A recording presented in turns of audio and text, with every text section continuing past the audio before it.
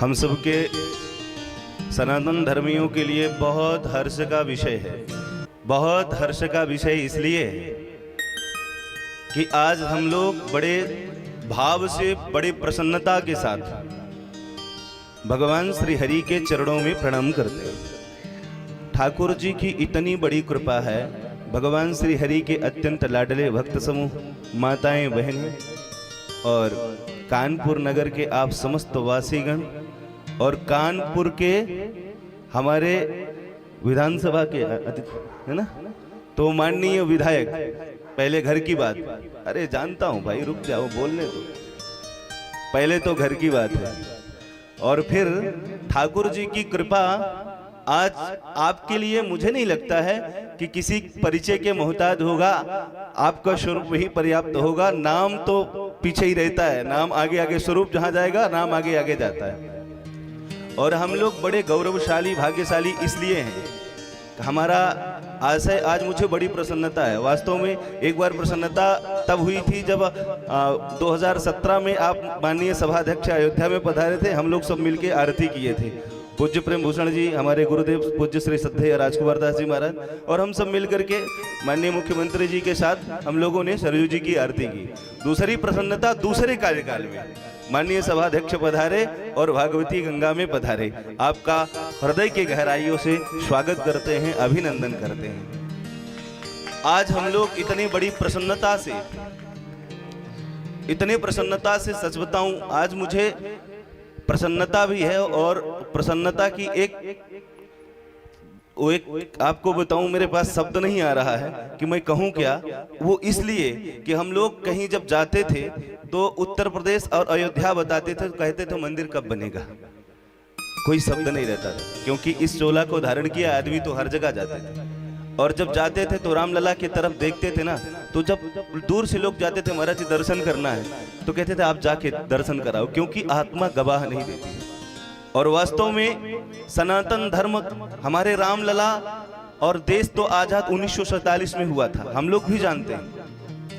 हम लोग भारतीय जनता पार्टी को इसलिए नहीं पसंद करते हैं कि वो राष्ट्र की सेवा कर रही है, वो राष्ट्र के सहित राष्ट्र हित की सेवा कर रही है। ये हम लोगों की सौभाग्य की बात है।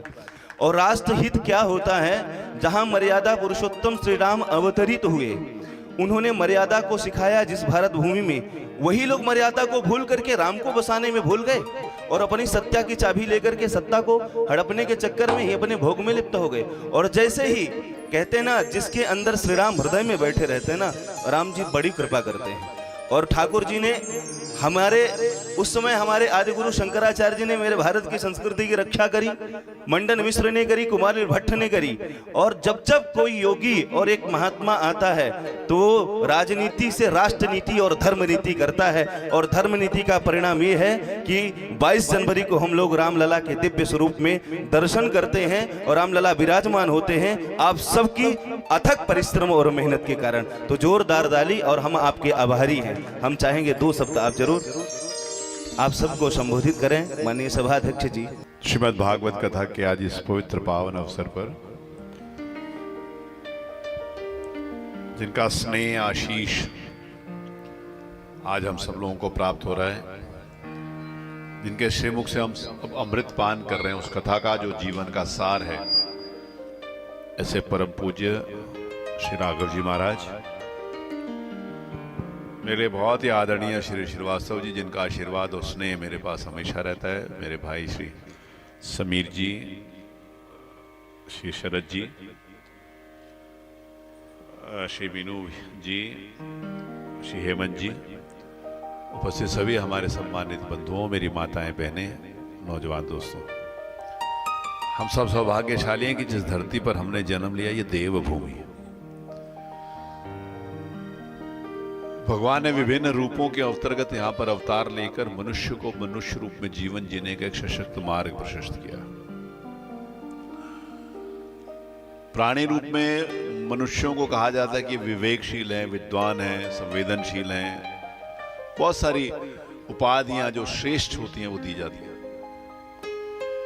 इसलिए मनुष्य और अन्य प्राणियों में अंतर भी यही होता है। तो मैं इस बात को कभी कभी विचार करता हूं और कहता हूं कि मनुष्य जो संवेदनशील है, विद्वान है और कभी कभी अति विद्वान है, उसको याद दिलाने की जरूरत पड़ती है कि भैया इंसान तो बन जाओ। बाकी अन्य प्राणियों को याद दिलाने की जरूरत नहीं पड़ती। कभी कौवे को बताया कि कौवा बन जाओ, मोर को बताया मोर बन जाओ, शेर को भी नहीं बताया शेर बन जाओ। मैं कभी कभी मनोविनोद में कहता हूँ गधे को भी बताने की जरूरत नहीं पड़ती कि गधा बन जाओ, लेकिन इंसान को बताने की जरूरत। इंसान को सत्य और असत्य, अधर्म और धर्म का भेद मालूम है।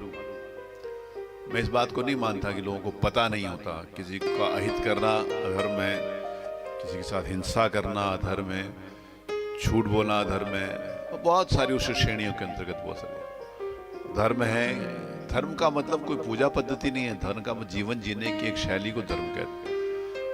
सूरज का धर्म है ऊष्मा देना, चंद्रमा का धर्म है शीतलता देना, पिता का धर्म है पुत्र का पालन करना, पुत्र का धर्म है पिता का आदर करना, इत्यादि इत्यादि। तो धर्म और अधर्म की जानकारी होने के बाद भी कहीं ना कहीं ऐसा लगता है कि हम धर्म के रास्ते पर चल रहे हैं कि नहीं चल रहे। एक प्रसंग मुझे याद आता है, मैं कई अवसरों पर उसको कहता हूं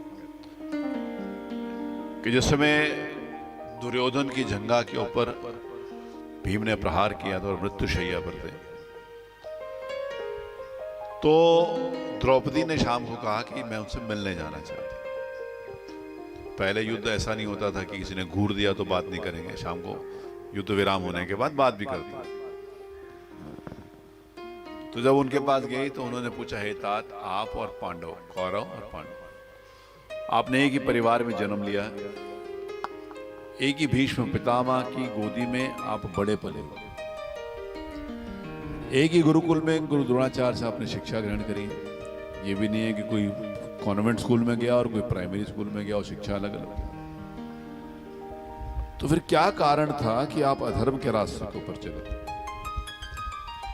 फिर शिक्षा भी वही, परिवार भी वही, संरक्षक भी वही, सब कुछ तो वही था। तो आपको नहीं पता था क्या कि धर्म क्या है? आपको कोई अलग क्लास में तो पढ़ाया नहीं गया कि ये धर्म है किसी को मारना, किसी की जमीन हड़पना, ऐसा नहीं। तो दुर्योधन ने कहा क्योंकि जिस समय व्यक्ति मृत्युशैया पर होता तो सत्य बोलता। दुर्योधन ने कहा कि नहीं, मुझे पता था कि अधर्म क्या और धर्म क्या, लेकिन मेरे मन का ईर्ष्या जो मेरे भाइयों के प्रति थी वो मुझे धर्म के रास्ते के ऊपर चलने से रोका।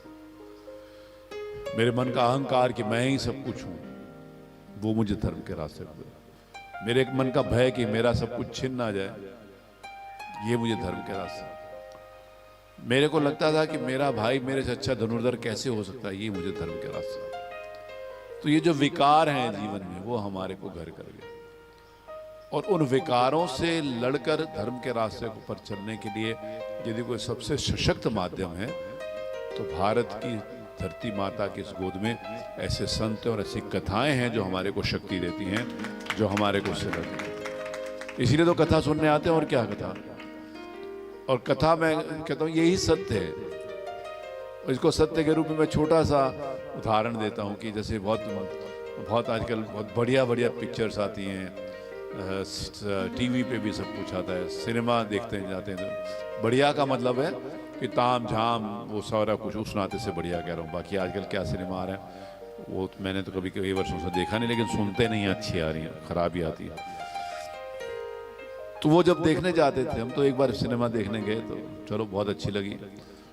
अगली बार समीर भैया ने कहा भैया चलो वो पिक्चर देखा, तो मैंने कहा देखी हुई है यार, अब नहीं देखेंगे। अरे बहुत अच्छी है, हाँ अच्छी है, चलो देखा। नहीं यार अब चलो, तो इनके मित्रता के नाते फिर चले गए। तीसरी बार कोई कहता चलो, हमने कहा अब नहीं जाएंगे, क्योंकि उसमें सत्यता नहीं है, सब मिथ्या है। जो उसमें हीरो है, हीरोइन है, मारपीट करने वाले, सब मतलब झूठ है, वो प्लानिंग, वो नाटक किया गया। तो इसीलिए जो असत्य होता है उसके प्रति एक बार दो बार जाने के बाद उसके प्रति आपकी वो नहीं होती आसक्ति, आप उसके प्रति जाते हैं। लेकिन भगवान की कथा रोज सुनने से रोज अधिक रस बढ़ता है और रोज सुनने का मन करता है, और कहता है कि आज फिर जाएं और आज फिर जाएं। इसीलिए पिछले साल भी हुआ, इस साल भी हुआ, आगे भी होगा, क्योंकि यही सत्य आप 10 बार सुनो तो अच्छा लगता है। इस सत्य के कारण हम सब लोगों को अपने जीवन में आगे बढ़ना है। हमारी धरती माँ, हमारा, मैं जो भी पूज्य व्यास जी महाराज राघव जी कह रहे थे कि मर्यादा पुरुषोत्तम भगवान श्री राम का मंदिर, तो मैं बाल्यकाल से ही मैं संघ का स्वयंसेवक हूँ। मेरे पिताजी संघ के अधिकारी थे। श्री राम जन्मभूमि आंदोलन के साथ सन 1984 से जुड़ा। जब देश की आज़ादी के बाद, महाराज जी आपको पता है, देश की आज़ादी के बाद जब श्री राम जन्मभूमि आंदोलन शुरू हुआ वो 1984 में शुरू हुआ है। वो एकात्मता यात्रा के नाम से एक यात्रा निकली, जिसमें सभी समुद्रों का उसमें जल था, समुद्र से टीका करते थे। सन 1984। आप आयु में छोटे होंगे ना इस नाते वगैरह। जन्म नहीं हुआ था। जन्म नहीं, 84 में जन्म नहीं हुआ था। 84 में मतलब जन्म नहीं हुआ था। तो ये तब उस समय हुआ था। तो मैं उस समय से राम जन्मभूमि आंदोलन के साथ, मुक्ति के आंदोलन के साथ जुड़ा। मैंने अशोक जी सिंगल ने बहुत बड़ा रोल अदा किया संतों को एक स्थान के ऊपर लाकर। तो उस समय से मैं जुड़ा था। मैं राजनीतिक क्षेत्र में काम नहीं करता था। उसके बाद मैं बजरंग दल का संयोजक रहा। तो सौगंध खाते थे, सौगंध राम की खाते हैं, मंदिर यहीं बनाएंगे, राम लल्लाम आएंगे मंदिर, इत्यादि इत्यादि बहुत सारे। वो लंबा प्रसंग है, उसमें जाऊंगा तो कई घंटे लगेंगे, तब भी नहीं बताऊँ। तो जब सौगंध भगवान की खाते थे ना, तो कभी कभी आराम से जिस समय बैठे होते थे, दिमाग में लगता था सारा दिन गए आंदोलन में, जेल भी गया मैं। श्री राम जन्मभूमि मुक्ति आंदोलन में 3 बार मैं जेल भी गया। वैसे नहीं गया हूँ, राम जन्मभूमि गया हूँ। कहीं आप लोग ये समझने के बड़ा खराब के लिए गए। तो लगता था यार भगवान की कसम भी झूठी खा रहे हो क्या यार, मंदिर कैसे बनाओगे? क्योंकि उस समय जो माहौल था, उस समय जो वातावरण था, उस समय जो लोग थे, कर्णधार थे। मैं राजनीतिक बात नहीं करना चाहता। वो कोई कहता था शौचालय बना दो, कोई कहता था कुछ बना दो। तो मंदिर की कोई बात करने वाला ही नहीं था, कोई नहीं, चाहे वो कम्युनिस्ट हो, चाहे कोई भी हो, XYZ हो। तो लगता था कैसे बनेगा। तो लेकिन मेरे जैसे लाखों करोड़ों लोग, मैं एक छोटा सा मतलब भगवान के भक्त में, गिलहरी का काम भी शायद मैं नहीं कर पाऊंगा, क्योंकि गिलहरी में मेरे से बहुत बड़ी होगी जिसने अपना योगदान दिया था। तो करोड़ों ऐसे राम भक्त जो सौगंध खाते। तो भगवान ने भी कहा कि बेटा सच्चे मन से सौगंध खा रहे हो, तुम्हारी सौगंध को पूरा करूंगा। भगवान की कृपा हुई और इस देश का शासक ऐसे आए कि जिन्होंने भगवान के मंदिर के लिए सेवा करने का संकल्प लिया, और आज भगवान का मंदिर हमारे साथ है। और मंदिर वो सिर्फ मंदिर पूजा के लिए नहीं है, मंदिर इस देश की आस्था है, इस देश के प्राण है, इस देश की जीवन पद्धति है, इस देश की आत्मा है। तो मंदिर वो सिर्फ पूजा पद्धति के लिए नहीं। तो इस नाते से हम सब सौभाग्यशाली हैं कि हमारे जीवन काल में जो कई 100 सालों से आंदोलन चल रहा था, हमारे जीवन काल में हम उसको देख सके, ये हम सबके लिए सौभाग्य की बात है। प्रभु की कृपा और आप जैसे संतों का स्नेह और आशीर्वाद है। मैं एक बार पुनः डॉक्टर साहब के परिवार के प्रति मेरा इतना सम्मान है मेरे मन में कि मैं उसको शब्दों में व्यक्त नहीं कर सकता। मुझे जब भी कहते हैं, मुझे कल आना था, कल 1 तारीख को मुझे ऐसा आदेश था डॉक्टर साहब का कि कल 1 तारीख को आना है। तो लेकिन कल कानपुर में भारत के महामहिम उपराष्ट्रपति श्री जगदीप धनखड़ जी कानपुर आ रहे हैं, तो प्रोटोकॉल के नाते से मेरे को उनके उसमें रहना, उपस्थित होना आवश्यक होता है। तो इस नाते से मैंने समीर भैया से और डॉक्टर साहब से रिक्वेस्ट करी कि मैं, अगर आपकी अनुमति हो तो आज आ जाऊँ। तो इन्होंने कहा नहीं, आप आइए। मेरा सौभाग्य है कि महाराज जी आपके दर्शन हुए और आपके दर्शन पाके मैं धन्य हूँ। आपको प्रणाम करता हूँ। हाँ, मैं अयोध्या आऊँगा तो ज़रूर आऊँगा। मैं सारा डिटेल समीर भैया से आपका फ़ोन नंबर वगैरह मैं ले लूँगा। अयोध्या जाना होता है कभी कभी, लेकिन जब भी आऊँगा। नहीं, असुविधा, आपका प्यार और आशीर्वाद मिलेगा। असुविधा क्या, मैं अयोध्या का प्रभारी मंत्री भी रहा बहुत समय तक। तो मैं अयोध्या का बहुत, अयोध्या राम जन्मभूमि आंदोलन सन 84 से ही जा रहे हैं। तो वहाँ पर मैं पुनः एक बार सभी हमारी माताओं बहनों के चरणों में प्रणाम करता हूँ। आप सब लोगों ने कृपापूर्वक मुझे ये अवसर दिया कि मैं आपके दर्शन कर सकूँ। आप सबको बहुत बहुत धन्यवाद। जय हिंद, जय श्री राम, जय श्री कृष्ण।